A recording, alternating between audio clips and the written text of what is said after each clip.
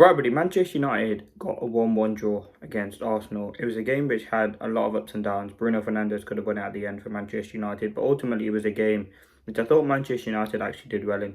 We showed a lot of fight, a lot of determination, and I genuinely think we could have won the game. Now, these are going to be the 5 biggest talking points from the game, dissecting and analyse the game, so let's get straight into it. Now, the first thing we learned, we deserved to win.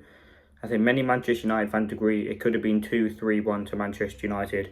Listen, the Arsenal goal comes from a Manchester United mistake. The United goal comes off probably one of the worst first half we've seen in Ruben Amorim's tenure so far at Manchester United. But what a goal it was.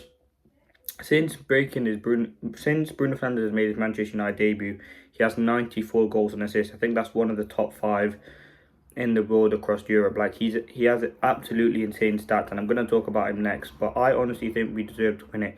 You look at the 2 Højlund chances that he has. If you're just more clinical, you're more just aware of your surroundings, that goal goes in.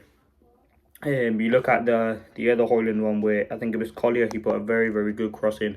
Again, Højlund, that was more of a difficult one, but I think he should be doing better. The Mazraoui one, it was just a great save. The Bruno Fernandes one at the end, like the Xerxes flick, which very could have well went in. Like, we did have chances to win the game, and yes, in that first half, Arsenal were probably the better team, but they probably had 1 or 2 clear-cut chances.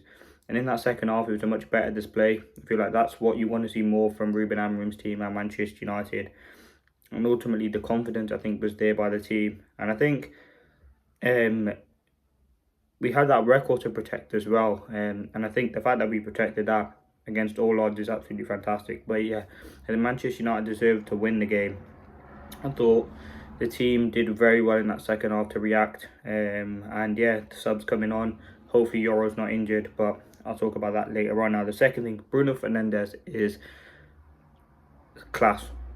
Listen, he could go out of games. People may not agree with his attitude, but the praise and the criticism that he gets, if when United are against it, it's only going to be one player who brings us out of it at the moment, and that is Bruno Fernandes. He saved us numerous of times. Everton, I can think of. He scored the winning penalty, or one of the equaliser against Man City. He had a big part to play in the draw we had against Liverpool. He scored the goal which knocked Arsenal out the FA Cup. He got the assist for Harry Maguire in the FA Cup. Obviously, we're out of that now, but it's these sorts of moments. He got the goal against against Everton, inspired the comeback. He got the goal against Fulham. Again, like, he's just so good. And I think sometimes I disagree, and I think disagree with the way that he acts. And I think sometimes he does have poor performances. But you look at large parts on the pitch, he's one of my favourite players to watch. He's one of the best players in the Premier League. And I think the hate on him, sometimes, not the hate, but the criticism is deserved sometimes, because sometimes I think the way he acts, the petulance, the way he goes whinging around, does justify a bit of criticism. But there's no one who can argue with me. His output on the pitch is one of the best in the Premier League. You look at Odegaard, yes, he might be very good on the ball, but does he step up when Arsenal need it? He doesn't. And I think the Bruno Fernandes hate is very forced. As I said, he's one of my favourite players to watch. And I think he is our most important player. He's our captain, and I understand, again, his captaincy's been scrutinised, but time after time after time, Bruno Fernandes digged us out of many holes. So yeah, for me, he was class again yesterday.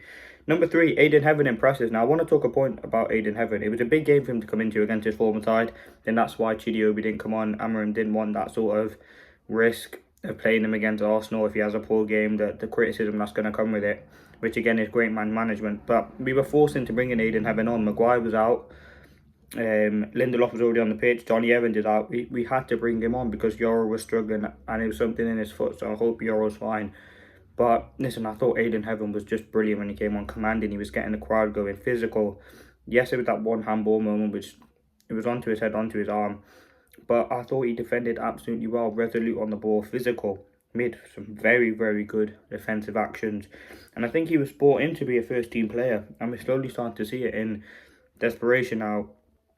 You look at going forward against Real Sociedad, we have... if Euro's out, do you play Lindelof or do you play AYDEN Heaven? Because you know it's going to be Mazraoui and De Ligt in the back three. Dool's going to go back to left wing back. Delor's probably going to go to right wing back. Do you play Lindelof? Do you play Heaven?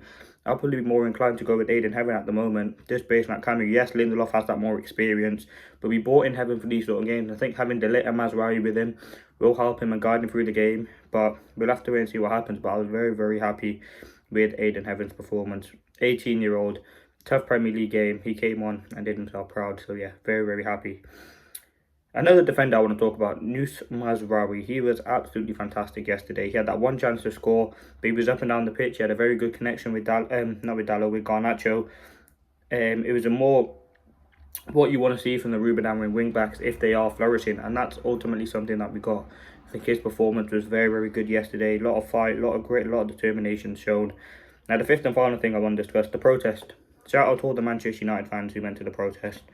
It was a great turnout. Over 5,000 fans, I believe, went. It was absolutely great to see. We have to get rid of these Glazers.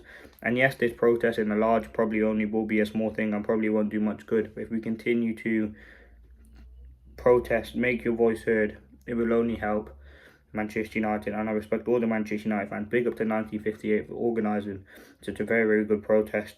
On social media, the reception was great. Ratcliffe was at the ground. He knew what was going on. But yeah, they're absolute disgrace, and Ineos and Glazers have to go, man. And as I said, shout out to all the United fans. If I was there, I would have went. It was a huge turnout, huge protest.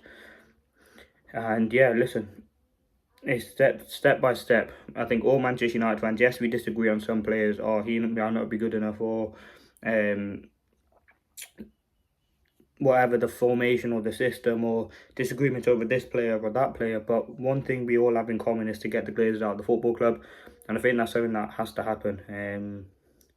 It's probably going to be a long process, but I think, as I said, taking it one step at a time brings us closer to hopefully getting those idiots, I'm going to say, out of this football club.